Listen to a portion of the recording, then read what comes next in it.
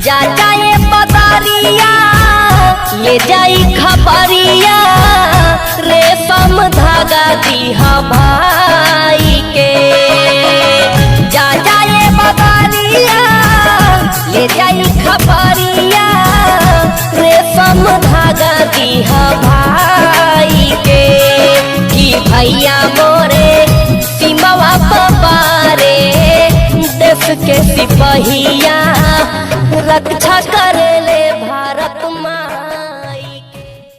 Once again welcome back to my YouTube channel NK Junction physics classes और मैं हूं नीलेश जायसवाल। आज फिर से एक बार पुनः आपके लिए लेके आया हूं क्लास 11th फिजिक्स का जो अगला टॉपिक था त्रुटियों का संयोजन से संबंधित आंकिक प्रश्न। इसके पहले वाले प्रश्न में मैं आपको त्रुटियों का संयोजन के 4 से 5 टाइप्स बताए थे। उसमें से त्रुटियों का संयोजन का पहला प्रकार था योग में, दूसरा अंतर में, तीसरा गुणन में, चौथा भाग में और पांचवा था घातांकों के रूप में। तो इस प्रकार से 5 जो नियम थे, पांचों नियमों का बारी बारी से मैं एक एक प्रश्न जो है तो आंकिक प्रश्न के रूप में लेकर हल करते हैं। तो आप देखते जाइएगा। पहला प्रश्न जो है तो ले लेते हैं किसमें, योग में। मेन टॉपिक क्या रहेगा? मेन टॉपिक रहेगा त्रुटियों का संयोजन।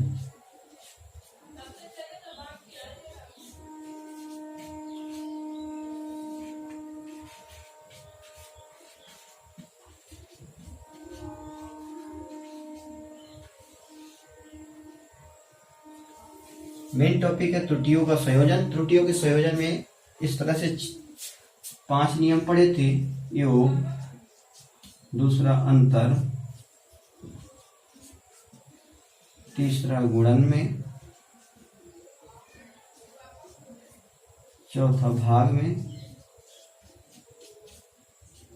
और पांचवा था घातांक के रूप में। तो 3 और 4 जो है गुणन और भाग का दोनों का सूत्र एक ही टाइप का होता है। योग और अंतर और घातांक का अलग अलग होता है।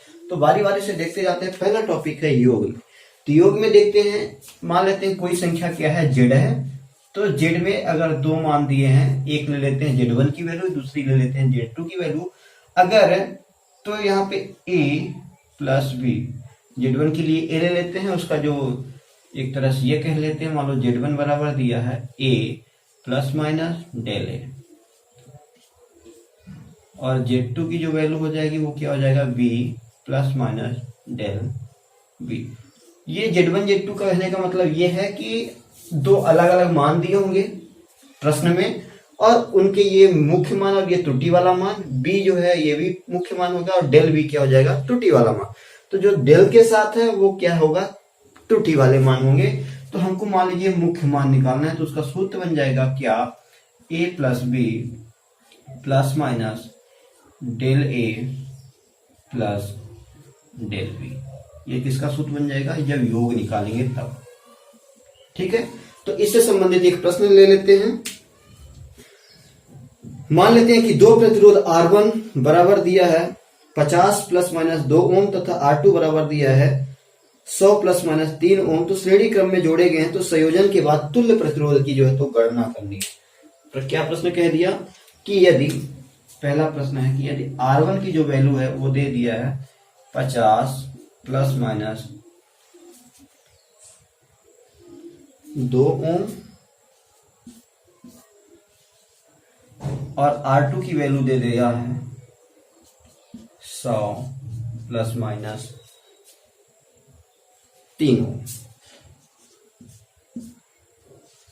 ये R1 और R2 जो मैं लिया था Z1 और Z2 उसी वही वैल्यू है। तो यहाँ पे 50 प्लस माइनस 2 ओम हो गया ये a प्लस बी की value, sorry a plus del a की वैल्यू, ये हो जाएगी a की प्लस माइनस ये डेल a की, और ये हो जाएगी b की प्लस माइनस ये डेल b की।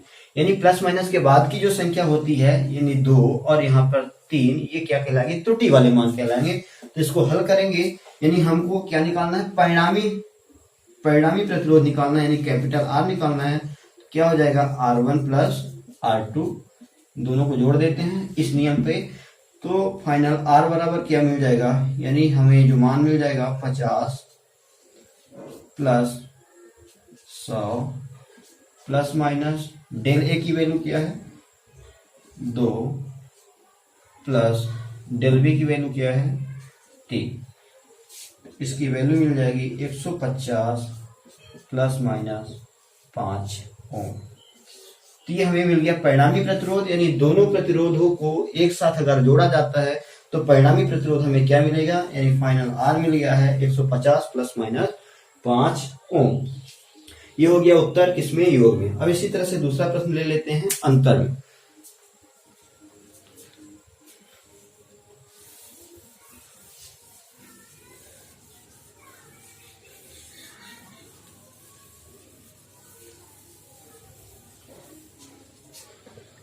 अंतर में लेके हल करते हैं तो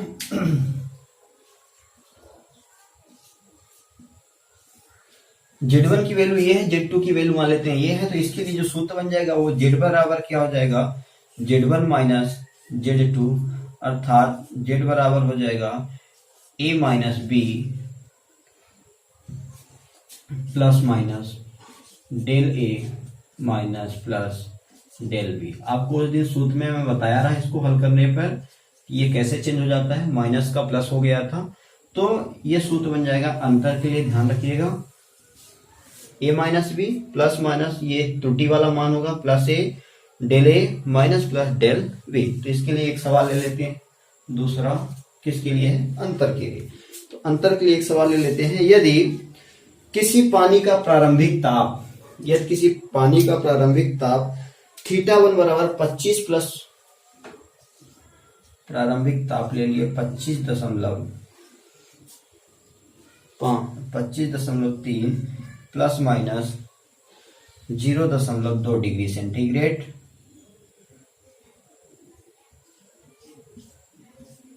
ये हो गया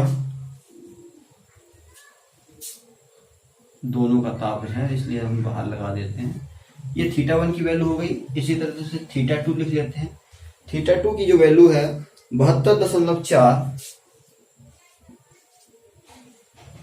प्लस माइनस 0.4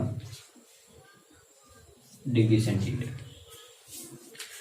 ये नोट किया गया। प्रश्न क्या था कि यदि किसी पानी का प्रारंभिक ताप यानी θ1 बराबर 25.3 प्लस माइनस 0.2 डिग्री सेंटीग्रेड था, फिर अंतिम ताप यानी θ2 बराबर क्या मिला 72.4 प्लस माइनस 0.3 या 4 डिग्री सेंटीग्रेड है। तो ये बताना है कि पानी के ताप में वृद्धि की गणना कीजिए। तो पानी के ताप पहला कितना था फिर बाद में कितना हो गया, तो इसमें निकालना क्या है, कैसे पता चलेगा, अंतर के द्वारा पता चलेगा। तो हम ये सूत्र लगा देंगे, यानी फाइनल जो थीटा मिलेगा वो हमको जो फाइनल क्या मिल गया, अधिकतम ताप हो गया और ये निम्नतम ताप।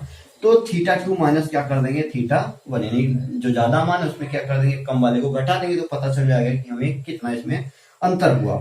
तो θ2 की वैल्यू दिया है 72.4 plus minus 0.4 degree centigrade, minus करते हैं θ1 की वैल्यू लिखते हैं 25.3 plus minus 0.2 degree centigrade.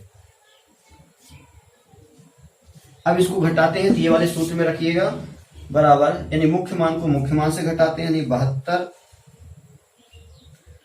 72.4 minus 25.3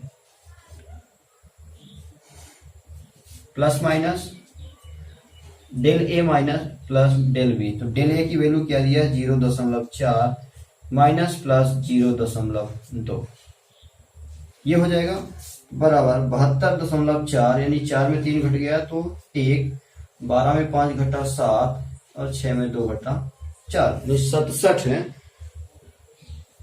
sorry 6 हुआ, 6 में 2 घटेगा तो 4 आएगा 47। तो 47.1 प्लस माइनस 0.2 ये मिला हमें फाइनल डिग्री सेंटीग्रेड, यानी अंतिम ताप। यानी कितना अंतर हुआ इसमें 47.1 देंगे बच्चे कि ये जो त्रुटि होती है तो त्रुटि का जो मान होता है दोनों स्थितियों में जुड़ता है, चाहे वो अंतर में हल करें और चाहे योग में करें, दोनों स्थितियों में जो त्रुटि का मान होता है वो जुड़ जाता है। इसलिए 0.4 और 0.2 दोनों आपस में जुड़ जाएगा, तो उत्तर हो जाएगा इसका 0.6। अब इसके बाद तीसरा नियम देखते हैं गुणन के लिए।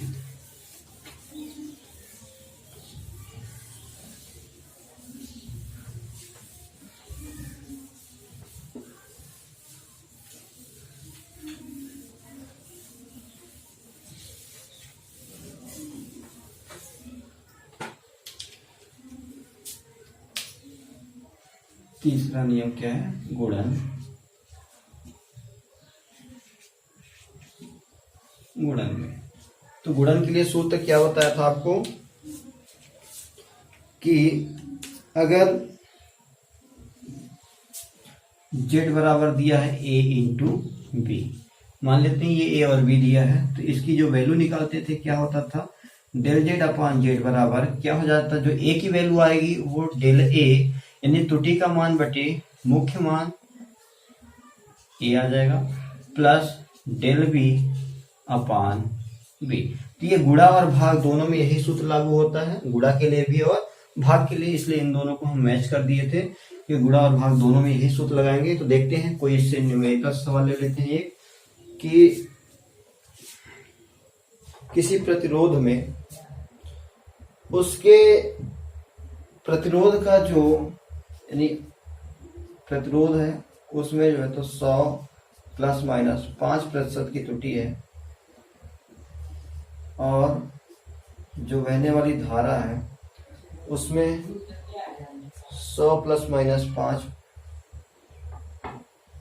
10 प्लस माइनस 0.2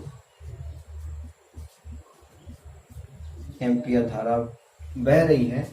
तो ये बताना है कि विभव में कितने प्रतिशत का अंतर आएगा। तो इसके माध्यम से यानी एक सूत्र मिल जाता है क्या? ओम के नियम से आप पढ़े होंगे कि I बराबर या R बराबर होता है V बटे I। तो यहां से हम इसका मान निकालेंगे तो V बराबर क्या मिल जाएगा? I into R। तो V बराबर I इंटू R मतलब I और R की वैल्यू हमको दिया है, इस सूत्र में रख देंगे तो V बराबर यानी जो हमको इसमें त्रुटि मिल जाएगी डेल V अपॉन V बराबर I की जो वैल्यू आ जाएगी, तो यहाँ पर इसका मान रख देंगे del I upon I plus minus del R upon R। तो डेल I की जो वैल्यू होगी वो क्या है? यहाँ पे दिया है, पहला मान ले लेते हैं। तो जो त्रुटि वाला मान है 0.2 प्लस माइनस 10, फिर ये प्लस माइनस डेल आर की वैल्यू दिया है 5 बटे 100। इसको अगर हल करते हैं तो इसको हल करते हैं तो ये 10 को अगर ऊपर ले जाते हैं तो एक संख्या और बढ़ा देते हैं, एक शून्य बढ़ जाएगा तो 0.02 हो जाएगा, फिर प्लस इसमें 2 अंक बाद लग जाएगा 0.05 ये हो जाएगा। तो जो फाइनल वैल्यू आ जाएगी यानी जो उसके विभव में अंतर आएगा प्रतिशत में, तो वो आ जाएगा 0.07 प्रतिशत। यानी उसके अगर कोई प्रतिरोध वाला तार है उसके आर में अगर प्रतिरोधक में इतने प्रतिशत का ओम का जो है तो त्रुटि है और आई में जो प्रवाहित होने वाली धारा उसमें 10 प्लस 0.2 एम्पियर की त्रुटि है, तो उसके विभवांतर में कितनी त्रुटि आएगी? तो क्या आएगी? डेल वी आर टे वी बराबर 0.07% की क्या आएगी? त्रुटि आएगी। तो ये हो गया गुणन में। इसी तरह हम भाग में भी हल कर सकते हैं। तो सेम क्वेश्चन रहता है भाग के लिए भी। तो एक देख लेते हैं क्वेश्चन भाग और उसमें जो है तो घातांक के रूप में दोनों में दिया है, तो इसको देख लेते हैं। तो दोनों प्रकार का हल हो जाएगा।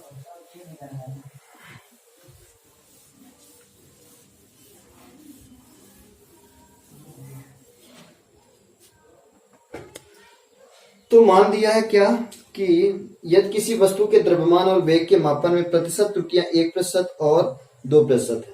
वेग, द्रव्यमान और वेग, तो जो द्रव्यमान है